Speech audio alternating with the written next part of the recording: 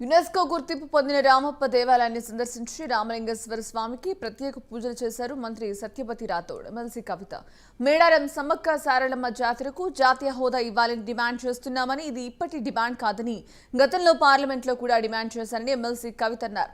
మనందరి కృషితో రామప్పకు యునెస్కో గుర్తింపు రావడం చాలా సంతోషంగా ఉందన్నారు. రామప్ప పరిసర ప్రాంతాలు కూడా అభివృద్ధి సాధిస్తామన్నారు. ఇక ములుగులో గిరిజన యూనివర్సిటీకి ల్యాండ్ ఇచ్చామని, కేంద్ర ప్రభుత్వం ఏం చేస్తుందో చూడాలని అన్నారు. మన రాష్ట్రం వచ్చిన తర్వాత రామప్ప వైభవాన్ని మనం మళ్ళా తెలుపుకుంటాం, ప్రపంచవ్యాప్తంగా నిలుపుకుంటామని చెప్పి ఆనాడు అనుకున్నాం. ఇవాళ అది నిజమైంది.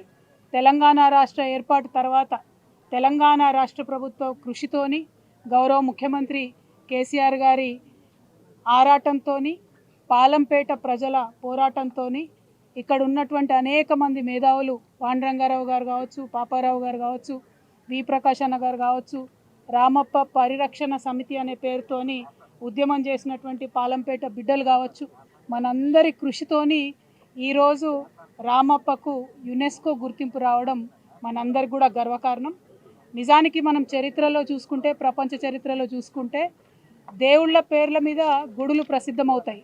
కానీ ఇక్కడ శిల్పాచార్యుడు ఎవరైతే గుడి కట్టినారో ఆ శిల్పి రామప్ప గారి పేరు మీదనే గుడి ప్రసిద్ధం కావడం అంటే మన తెలంగాణ యొక్క కళ, తెలంగాణ కళాకారుల ప్రతిభ ఏందన్నది మనందరికి కూడా అర్థమవుతున్నటువంటి సందర్భం.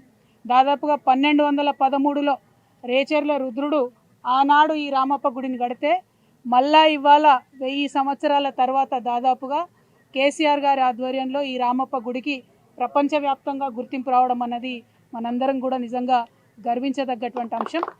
దాదాపుగా ఇండియా మొత్తంగా ఉన్నటువంటి యునెస్కో క్షేత్రాలను తీసుకుంటే మనకు చాలా పెద్ద ఎత్తున క్షేత్రాల తర్వాత అభివృద్ధి చెందినట్టుగా తెలుస్తూ ఉన్నది. అదేవిధంగా రామప్ప క్షేత్రం, రామప్ప చుట్టుపక్కల ఉన్నటువంటి మన పరిసరాలన్నీ కూడా, పరిసర ప్రాంతాలన్నీ కూడా తప్పకుండా పెద్ద ఎత్తున అభివృద్ధి సాధిస్తుందనేటటువంటి విశ్వాసం నాకుంది.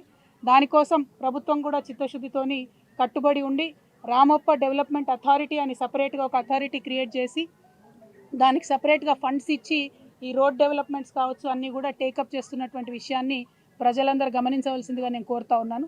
అదేవిధంగా రామప్ప గుడి ఏఎస్ఐ అంటే ఆర్కియలాజికల్ సర్వే ఆఫ్ ఇండియా ఆధ్వర్యంలో ఉంటుంది కాబట్టి గుడిలో మనం ఎక్కువ మార్పులు చేర్పులు చేయడానికి ఉండదు. ఆ గుడిలో ఒక చిన్న రాయి తీయాలన్నా, ఒక స్పూన్ ఇసుకను అటు ఇటు మార్చాలన్నా కూడా ఆ యొక్క మేధావుల, ఆ యొక్క సైంటిస్టుల ఆధ్వర్యంలో జరగాలి కాబట్టి గుడి లోపట మనం మార్చడానికి ఉండదు. కానీ గుడి చుట్టుపక్కల ప్రాంతాలు మాత్రం ప్రభుత్వం చిత్తశుద్ధితో డెవలప్ చేస్తున్న విషయాన్ని మీరందరూ కూడా గమనించవలసిందిగా నేను కోరుతా ఉన్నాను. కానీ ఇక్కడ రామప్పలో 1914లోనే నిజాం ప్రభుత్వం ఆధ్వర్యంలో చాలా పాత గుడి ఉన్నది. ఈ గుడిని పరిరక్షించాలని చెప్తే ఆనాడు మరి నిజాం ప్రభువు ఏర్పాటు చేసినటువంటి పురావస్తు శాఖ అధికారి ఎవరైతే ఉన్నారో ప్రత్యేకంగా వచ్చి 1914లోనే రామప్ప ఎగ్జాక్ట్లీ యాజ్దాని గారు, ఆయన కూడా ముస్లిమే అయినప్పటికీ వచ్చి ఆనాడు కప్పును రిపేర్ చేసినటువంటి పరిస్థితి. ఆనాడు వారు అట్లా కాపాడి ఉంచింది కాబట్టి ఇంకా మనకు రామప్పని చూడడానికన్నా మిగిలింది. సో ఒక మంచి మత సామరస్యానికి కూడా గుర్తుగా మనం ఇవాళ ములుగు జిల్లా అని చెప్పుకోవచ్చు. సో ములుగు జిల్లా నుండి, రామప్ప క్షేత్రం నుండి దేశ ప్రజలందరికీ, ప్రపంచ ప్రజలందరికీ మత సామరస్యానికి, సంస్కృతిని, చరిత్రని, సాంప్రదాయాన్ని కాపాడుకుంటూ ఆధునికతను ఎట్లా అయితే తీసుకొని వెళ్ళాలో మనం ఒక ఆదర్శ ప్రభుత్వంగా ఇవాళ తెలియజేస్తున్నందుకు చాలా సంతోషంగా ఉంది. ములుగుకి రావడం, తెలంగాణ ఏర్పాటైనాక రావడం, రామప్పకు యునెస్కో గుర్తింపు వచ్చినాక రావడం నిజంగా కళలు పండినట్టు అనిపిస్తుంది. ఎందుకంటే ఆనాడు వచ్చి ఇక్కడ బాధపడ్డం, ఎట్లా అయిపోయింది, పరిస్థితి ఏముంది, ఎన్నిసార్లు చెప్పాలి, ఈ ఏఎస్ఐ వాళ్ళకు ఒక్క పని కూడా చేస్తలేరు, అన్నీ పీకి పెట్టిండ్రు స్తంభాలు, దీని పరిస్థితి ఏందని ఆనాడు బాధపడ్డం.